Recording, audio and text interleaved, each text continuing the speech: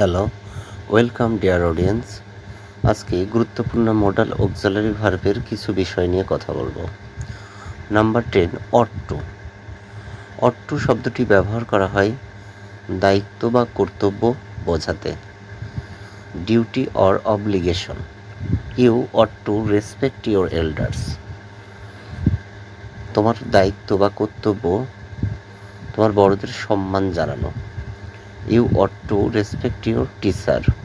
তাহলে যদি আমরা টিচার বলি, তাহলে তোমার দায়িত্ব তোমার টিচারদের সম্মান জানানো বা শ্রদ্ধা করা। Number 11, need. নিড শব্দটি ইউজুয়ালি ইন নেগেটিভ, নেসেসিটি অর্থে প্রয়োজনীয়তা প্রকাশ করতে। ইউ নিড নট ওরি, ইউজুয়ালি ইন নেগেটিভ, কিছুটা নেগেটিভ বা নাবোধক অর্থ দেয়। ইউ নিড নট ওরি, তুমি চিন্তা করো না। ডেয়ার অর্থ চ্যালেঞ্জ অর বোল্ডনেস, সাহসিকতা বা চ্যালেঞ্জ বোঝাতে ডেয়ার ব্যবহার করা হয়। যেমন হাউ ডেয়ার ইউ বা dare you tell him the truth, তোমার সাহস কী করে হলো এই সত্য তাকে বলা।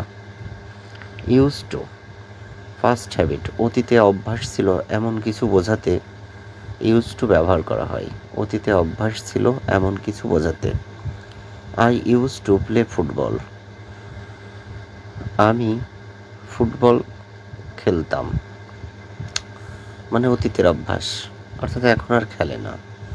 হ্যাভ টু, বাধ্যবাধকতা কিছু বোঝাতে obligation. I have to finish my homework, আমার বাড়ির কাজ শেষ করতে হবে, মানে এটা হবেই, বাধ্যবাধকতা কিছু বোঝাতে।